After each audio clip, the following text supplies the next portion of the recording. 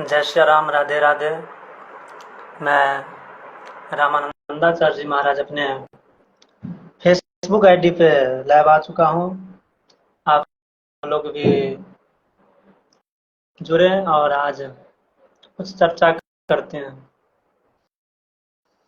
आज बहुत सुंदर तिथि जो हमारे भारतवर्ष में भाई बहन का त्योहार रक्षाबंधन मनाया जाता है, इस पे कुछ चर्चा करेंगे।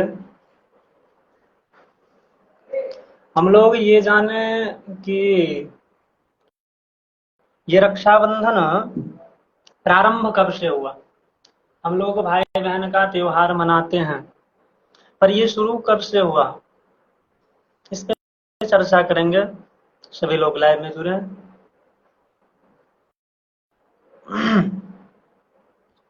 श्रीमद् भागवत महापुराण में कथा आता है, जो भागवत महापुराण 12 स्कंद के हैं, जिसके 8वें स्कंद के 22वें अध्याय में भगवान वामन और राजा बलि का कथा आता है। जब राजा बलि राजा बना तो बहुत सारे बल अर्जन किए, तपस्या इत्यादि कर करके, और जब सबसे ज्यादा शक्तिशाली हुए, दैत्यों के राजा हुए, तो सबसे पहले वो देवताओं के ऊपर चढ़ाई किए, स्वर्ग पे।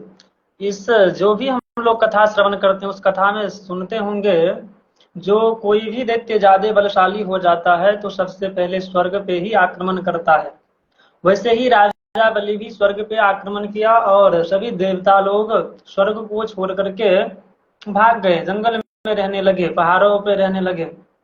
तो देवताओं की जो माता है अदिति मैया, वो अपने पति कश्यप से जाकर के प्रार्थना करते हैं कि प्रभु, हमारे संतान दर बदर भटक रहे हैं, कुछ ऐसा कीजिए जिससे उनको राज्य प्राप्त हो जाए, वो भी अपने महल में रहे। तो भगवान कश्यप ने अदिति मैया से कहा कि आप श्रावण मास के फाल्गुन मास के शुक्ल पक्ष में आप अनुष्ठान करिए, जिससे सुंदर पुत्र की प्राप्ति होगा और वो पुत्र जाकर के राजा बलि से राज्य छुड़ा करके लाएगा। तो वही करती है अदिति मैया और व्रत का अनुष्ठान करती है, दुग्ध पान करके। उनके व्रत से भगवान वामन का जन्म होता है, अवतार लेते हैं भगवान वामन।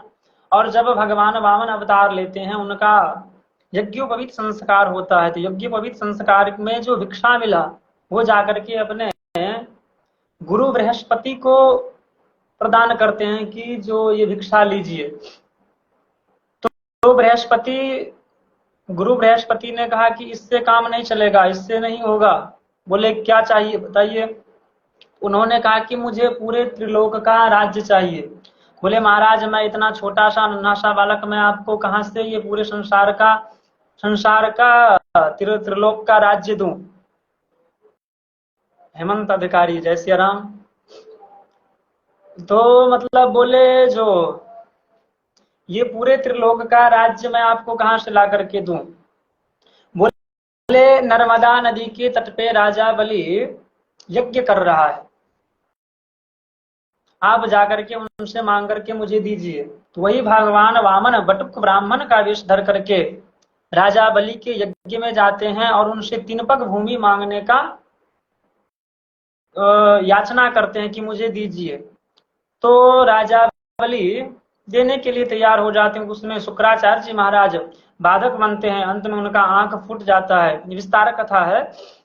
तो उनका आंख फूट जाता है। शुक्राचार्य जी विचार करते हैं, भाई कोई दान दे रहा है, कोई ले रहा है, ना देने वाले को आपत्ति है, ना लेने वाले को आपत्ति है, तो मैं बीच में क्यों बाधक बनूं। शुक्राचार्य जी अपना जान बचा करके वहां से निकल जाते हैं।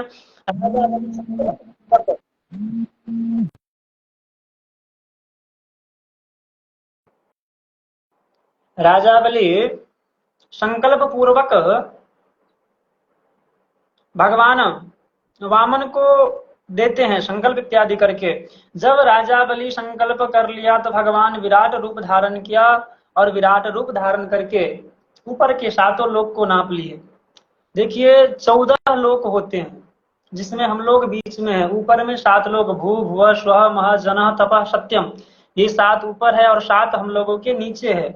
अतल वितल सुतल तलातल महातल रसातल और पाताल, ये 7 लोग नीचे और 7 लोग ऊपर है।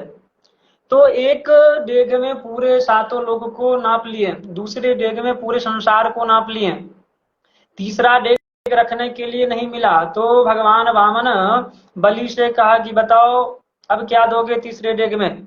उन्होंने कहा महाराज ये बताइए कि संसार में धन बड़ा है या धनवान। बोले महाराज बड़ा तो इस संसार में धनवान है, धनवान के सामने ये धन तो कुछ भी नहीं है। तो बलि ने कहा महाराज आपने हमारा सर्वस्व ले लिए, लेकिन धन ले लिए, लेकिन धनवान तो अभी भी आपके सामने में खड़ा है। यदि आपकी इच्छा हो तो आप तीसरा चरण मेरे सर पे रखिए। भगवान प्रसन्न हो गए, बोले देखो संसार में दानी तो बहुत देखे लेकिन तुम्हारे जैसा आज तक कोई नहीं मिला। भगवान प्रसन्न हो गए और उनको राजा बलि को सुतल लोक का राज्य जो है, अतल वितल सुतल, सुतल जो है नीचे, उस लोक का राज्य प्रसन्न होकर के राजा बलि को दे दिए। और बोले जो क्या चाहिए, क्या चाहते हो। तो राजा बलि ने भगवान से कहा, उसको बंद करो। राजा बलि ने भगवान से कहा कि प्रभु मैं आपके इस स्वरूप को मैं बार बार दर्शन करना चाहता हूँ। तो भगवान बोले जो मैं इस आपके इस स्वरूप को बार बार दर्शन करना चाहता हूँ, घर जाऊं तो भी बाहर आऊं तो भी। तो भगवान बोले इसका मतलब मुझे द्वार पर रहना होगा। भगवान राजा बलि के दान वीरता को देख करके उनके द्वारपाल बन गए। जब राजा बलि बाहर आता तो भगवान नतमस्तक करते, अंदर जाता भगवान नतमस्तक करते। ये बहुत दिन तक चला। जब इस बात का पता लक्ष्मी मैया को पता चला तो लक्ष्मी मैया अपने भाई राजा बलि के पास आते हैं और उनके हाथ पे राखी बांधते हैं। और जैसे हम लोग को यहाँ भारतवर्ष में जैसे रक्षाबंधन होता है, हम लोग के बहन राखी बांधती है तो हम लोग भी उसको खुशी में कुछ ना कुछ देते हैं। उसी प्रकार लक्ष्मी मैया राजा बलि के हाथ पे राखी बांधे और अपने भाई, जब राखी बांधे तो भाई हो गए, तो अपने भाई राजा बलि से भगवान विष्णु को छुटकारा करा करके वहां से वैकुंठ को जाती है। और उसी दिन से हमारे भारतवर्ष में परंपरा हो गया, भाई बहन का जो रक्षाबंधन का त्योहार है उसी दिन से प्रारंभ हुआ। और हम लोग भी सनातन धर्म में भारतवर्ष में उसी दिन से रक्षाबंधन मनाते हैं।